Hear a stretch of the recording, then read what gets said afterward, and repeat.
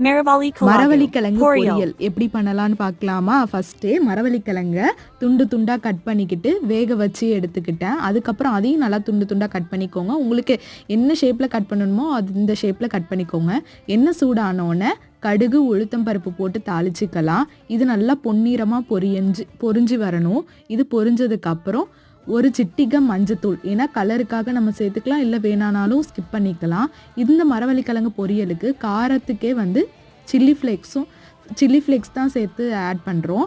இப்போது chilli flakes போட்டது அது கூட சோம்பு தூளும், இது கூடவே நைஸாக சின்ன வெங்காயத்தை அரிஞ்சு வச்சுருக்கேன், அதையும் சேர்த்து பொன்னிறமாக வதக்கிக்கோங்க. இது நல்லா வதங்கினதுக்கப்புறம் வேக வச்சுருக்க மரவள்ளிக்கிழங்கையும் சேர்த்துக்கிட்டு அதையும் நல்லா வதக்கிக்கோங்க.